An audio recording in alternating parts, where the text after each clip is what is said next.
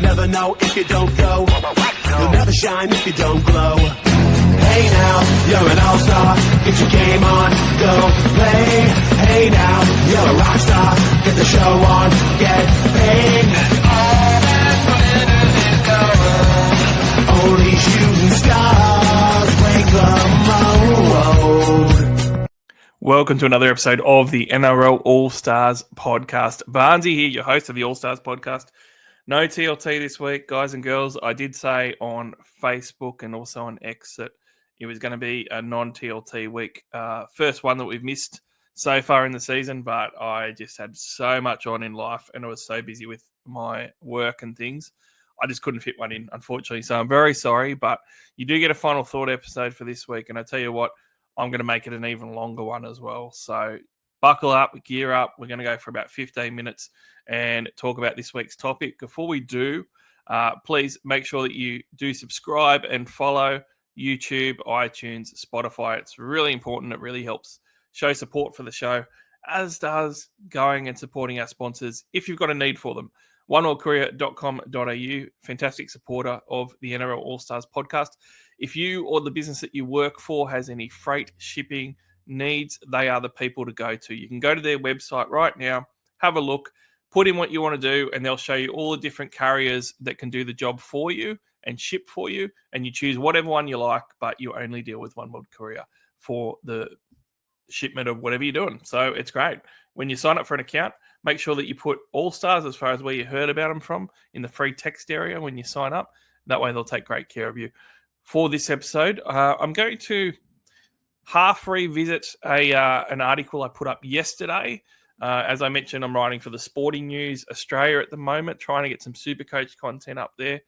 And the one I wrote yesterday was the best downgrade options. Now, I'm not going to completely go through that because some people would have read it, but I'm going to talk about it a little bit. And I'm also going to talk about taking risks because we are at the stage of the season where not only downgrades are needed, but risks are needed for you to get to your head-to-head finals, get a really good rank, or just finish the season off strongly, whatever your goals are. So risks and downgrades, it's front of mind right now.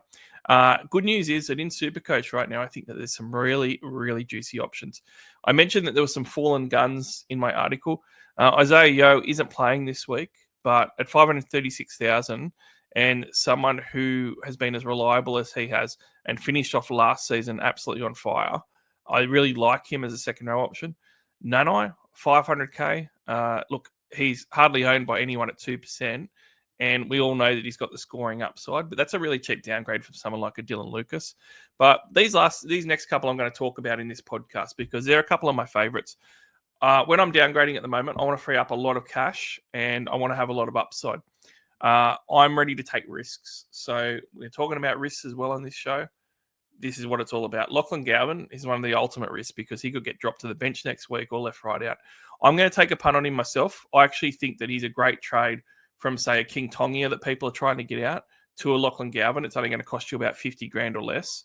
And that's a great upgrade. Now, you got to remember with these type of trades, it's not about what they've scored so far in the season. You're looking at their value as far as what are they going to score for the rest of the year, because that's all you're going to have them for.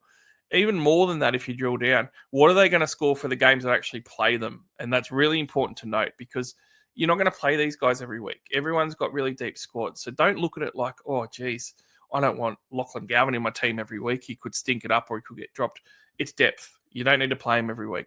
I do think there's some pretty good upside with Lockie, though. He's about 200k below his price point at the start of the year and his real value. Last year, averaged 64 points per game in his rookie season. Now, if he starts the rest of the way, it's a pretty good week for him because the Dragons play them this week and he could put up some immediate points.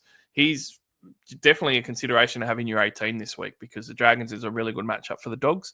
Mulatalo is the other one that I really liked. He's at 4% ownership and his price point's the big thing. 406,000 for Mulatalo.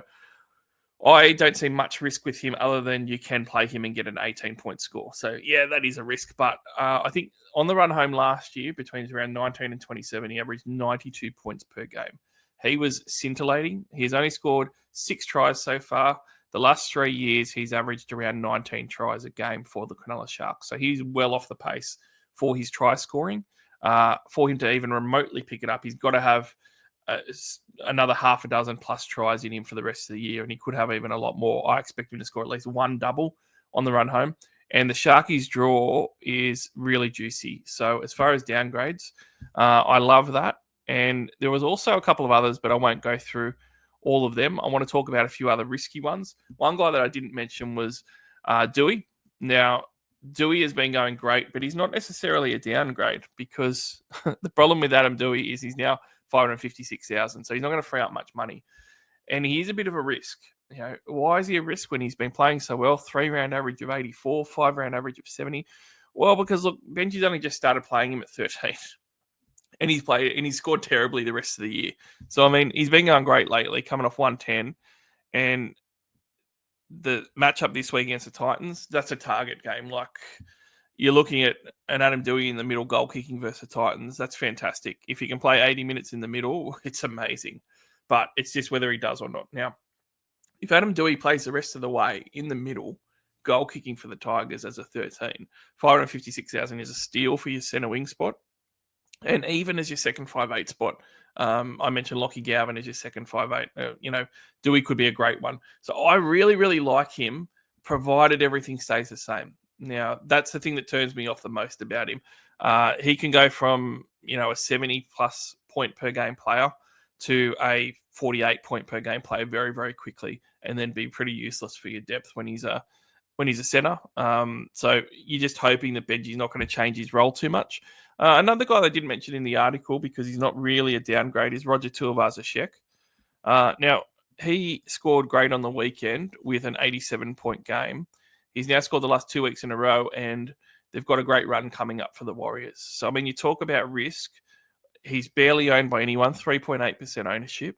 And Roger is someone who could score a try almost every week for the rest of the year now. And when he scores a try, you expect that he's going 75 plus just about in most of those outings. And that's pretty much what he's done with his try games this year. 73, 64 without a line break, 76, 89, 57 without a line break, and 87 on the weekend with a line break. Now, it's a great draw. It plays the Titans twice. They've only got one matchup against the current top 8 side, and that's the Bulldogs. The rest of them are fantastic matchups for the Warriors on the way home. So really like him at his ownership. You talk about guys that can score a lot of tries on the run home. Brian Toto, I've mentioned before, he's a risk at the moment because he is injured. I'm going to risk it next week anyway. He's got a 105 break even, and he's a really good matchup this week against South Sydney. So I would love to get him in this week, but I just can't do it. Next week, you'd hope that maybe he even drops 50K if he only scores like a 55. 609,000, drops to 550 odd, 560, 570. That's a bargain for Brian Toto. And then he hits the Tigers, the Titans, and the Knights in 3 weeks in a row. That's an ultimate swing at 2.6% ownership. So I really like him as well as an option. And then you're talking about taking a risk at fullback. A lot of people are trading out Pappenhausen at the moment. I'm pretty clear cut on I want to keep Teddy and I want to keep Drinkwater for the run home. Do I trade Pappenhausen? I'm not sure, but if I did, there is a couple of real risk-reward options. The first one that's not quite as risky is Dylan Edwards. He's very popular this week, so, I mean, it's not really a huge risk. He's coming off 102 points versus Canterbury as well, but I spoke about Brian Toto's run with the Panthers. Edwards has got that. I'd be a lot more confident if he was goal-kicking, but he's not. In saying that, he's still averaging 72 for the year, 647K, almost a straight swap from Pappenhausen. And I would probably bet on him outscoring Pappenhausen on the run home. I think that he's got Pap on the draw pretty easily. So I think that we'll get there with him outscoring Pap if you want to do that trade. The problem is if you don't have many trades, and that's a bit of a luxury because you could just hold Pappenhausen and then, you're saving that trade that you really need desperately later in the season. But if you want to go real risky, how about Latrell Mitchell? And a lot of people say, no, don't want to go near to Latrell. Look, he's averaging 63 for this year. Before this year, it was 89, 77, 85, 82. What we see more often than not with these guys is that their numbers normalise. And for him to normalise those numbers and get into the 70s, he's probably going to have to average 75 plus, 80 plus on the run home. Is it achievable? Look, he's got the Panthers this week. It's not great, but it's not like the Panthers have been as good as what they were when they've been winning premierships either defensively. Then the Sharks, then the Broncos. But then the key thing here is that he has this really nice run for South Sydney where they hit the Gold Coast Titans and then the Eels and the Dragons both at home for Souths. Yeah, that's a absolutely gold 3 weeks. Like if you've got Latrell Mitchell for those 3 weeks, he could legitimately go 3 tons in a row, which he's done in prior seasons, and he's due for that as well. So, I mean, I don't like Souths very much as far as their chances this year. I wouldn't go near some of the other guys, but Latrell Mitchell at his, barely 3% ownership, it's a massive gamble, but it's one that's got really high ceiling with that risk as well. Kyle Weeks, probably not as much risk, but he's only in 10.3% sides. He's obviously playing great football at the moment. He's playing the Parramatta Eels this week. The risk with him is that he's going to have some low-scoring games. So do you really want a guy who some weeks you're going to play him and he's going to score, 30 points for you? It's probably not something that I'd like to do, but as a bit of a strategy, I think you could get him in for Pappenhausen and then move him to your second 5'8" spot if that's free. If you've got a Blaze Talangi in your second 5'8" spot, you got to realize how ideal this could be, because you could play him as your flex for this week in that spot instead of a third fullback. You could then trade a centre wing next week, move Blaze from 5'8" into your centre wing, and KO Weeks becomes your second 5'8", and then all of a sudden you've got your 3 fullbacks again. And in fact, you get 4 because you get your 5'8" number 2 spot as a fullback too. So, that's a good option as well. But the moral of this story in naming some of these players is all these players are pretty low owned, some of them very, very low owned, and all of them have their own risky aspects to doing it. But some of them are going to downgrade cash and let you do other moves, which is really important. But the big thing is that if you don't get some of these type of guys in and make some calculated risks on the run home, you're not going to get ahead. You're not going to be able to beat your head-to-head matchups. And for some of you, you might not even make the head-to-head finals. So this is a key time now. This is the time to make the moves.